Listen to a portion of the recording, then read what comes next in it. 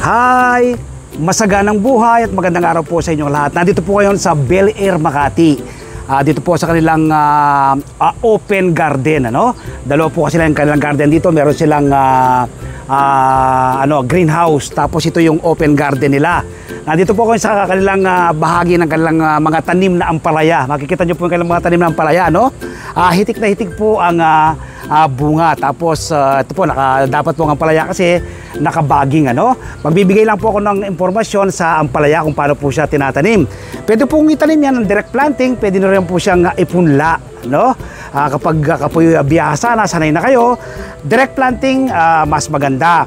Pero kapag beginners pa lang po kayo, mas magandang ipunla nyo po muna ang ampalaya. Ganun lang po kasimple at kadali ang pagtatanim ng ampalaya. Saan po kayo makakabili ng seeds? Sa SM Supermarket, sa Shopwise, sa Ace Hardware at sa mga plant nursery. Makakabili po kayo ng seeds ng ampalaya. At ito nga po dito sa Bel Air, Makati, direct planting po sila, nakatanim po silang direkta sa lupa. Kaya naman po ang bunga, grabe, hitik na hitik. Tingnan po ninyo yung bunga ng kanilang mga tanim ng ampalaya. Ayan po, tingnan po ninyo. Yan. Ikutan natin dito, yan Ito. Yan, dito sa kabilang side. So, yan po yung mga tanim. Dito po yan sa Bel Air, Makati. Exclusive subdivision po ito, Na ito po yung kanilang open garden. Yan, ito po kanyang ibabaw. Yan po yung kanilang mga tanim ng palaya. Malusog po. Yan. So, tapos impormasyon about sa ampalaya. Ayan po, Nakatanim po yan ng direkta sa lupa. Ganda. Yun. Yan naman po ang kanilang mga tanim na sweet basil. Ang dami pong mga rito mga bee. Ayan po, mga bee. Yan, tignan niyo po, yan diba? Mga bee dito, ang dami rin po rito. So, kapag po ganyan, organically grown po kasi ang kanilang pamamaraan ng pagtatanim. Kasi ito, ang daming flower nito. Thai basil naman po ito. Yan, tignan niyo po yung mga bee. Yan, Thai basil. Meron sila dyan, mga kangkong, lemon, okra, talong. Meron po sila dyan. Ito mga talong. Yan, Yan. Kita niyo po yung puging niya para si John Lloyd. Director po namin yan. Yan, ayan. Si Derek, ayan. Ayan. Si Francis. Si Francis. Si Jay, ayan.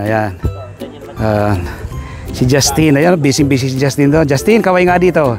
Ayun, hello, yan. Ayun, ang daming busy, Ibig sabihin yan, Jen, organically grown sila rito, So, ito po yung kanilang open na kanilang garden. Mamaya dadalhin ko po kayo sa kanilang greenhouse, Yan. Invite ko po kayo, this coming Sunday. Mapapanood po ninyo ang aming TV show na Masaganang Buhay. At ang guest nga po natin ay si Sir Louie Gutierrez. Kasama niya po siya si Kagawad Joan Asuncion. Si Ma'am Joan, siya po yung Vice Chairman ng Green and Green Committee dito po sa barangay.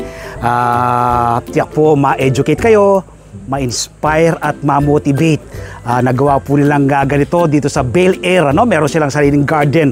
Parang lungs nila to luntian po. Open po ito sa kanilang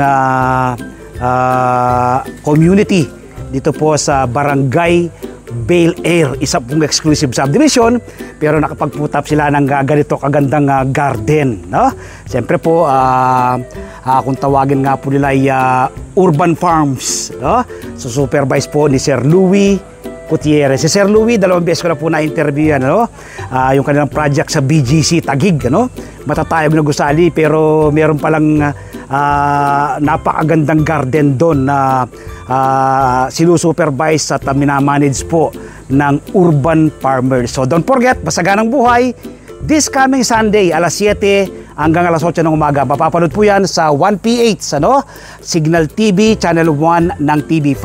Mapapanood din po sa RPTV, YouTube at Facebook. Kapag araw naman po ng Martes, umaga po kayo ng kopya ng Filipino Star ngayon. Meron po akong column dyan, ano? Isinusulat ko sa aking column ang iba't ibang do-it-yourself tips at iba pang sikreto sa pagsasaka. At siyempre, sa Facebook page, Facebook profile, TikTok, nagbabahagi rin po tayo ng kaalaman. At yung hindi pa po nakasubscribe sa aking YouTube channel, ang Magsasakang Reporter, mag-subscribe na po kayo, ano? Like and share, click the bell button sa kanon. Ma-inform po kayo kapag may mga bago akong video upload, video tutorial, upang ma-share ko po sa inyo ang pahiram na talento ng ating Panginoon. Nagawa po ito dito sa Bel Air, Makati, how much more sa ibang barangay sa ating bansa. Magagawa nyo rin po ang ganitong setup ng pagtatanim. Salamat po. God bless us all po. Happy farming!